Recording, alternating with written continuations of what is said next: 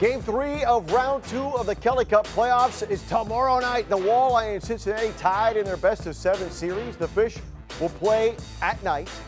The Mud Hens will play in the morning. And one man will be on the mic for both. Matt Melzak joined us from the ballpark downtown prior to the start of the Hens game tonight. Talk about what lies ahead in the next 24 hours. All right, Matt, so the way these first 2 games in the series have gone, I'm going to guess I don't need to be there until the last 5 minutes of the game.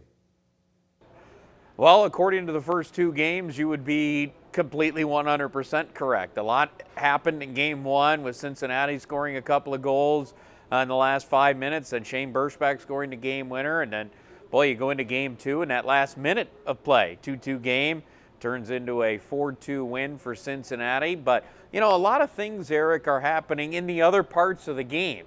So you wouldn't want to miss out on those. So, yeah, you should probably be there a little bit early. A lot has been made about this 1-3-3 format, but to be honest, is it really much different than the regular season when you're playing different games on different days in different arenas? Yeah, not really. I think you've played 3-3s at home. You've played 3-3s on the road all season long. I don't know if there's quite that difference between, you know, yeah, maybe in the playoff series you wouldn't want to play 3 consecutive on the road. You really don't want to play 3 consecutive at home, but it's the way it is. I mean, there's no building down in Cincinnati, so you're stuck playing this series as it is. You know, it could have worked out very well for Toledo, especially if they had won game 2. Now, Eric, our conversation would certainly be a lot different because you would still have an opportunity to maybe end the series before you even head back to Cincinnati.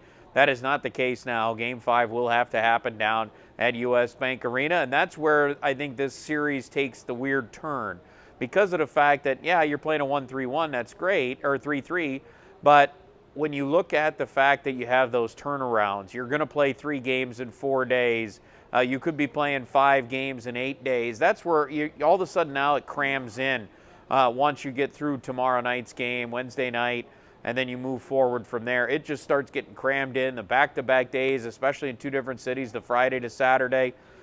You know, if it's not 2-2, somebody could have their season on the line and have a quick turnaround like that. In the previous series, we talked about the meshing of the young kids and the old vets, but it's really going to come down to goaltending when it's all said and done, isn't it? Yeah, I think it does. I mean, and you look at, well, the better goaltender is the winner so far in the first 2 games. Pat Nagel was dynamite in game number 1. I mean, Cincinnati was getting a lot of chances at him. They were putting a lot of pucks there. It's not just shots, but it was chances. Their chances were there. He stood on his head, especially in that third period.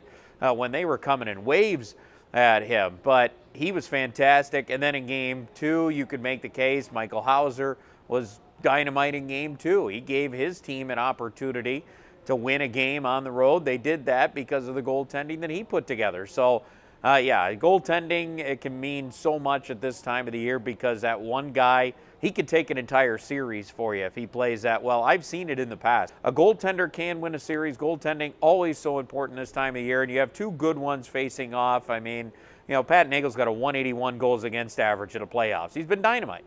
All right, so you're down at the Mud Hens. Can you look ahead on your calendar to tomorrow to just what your day is going to be like?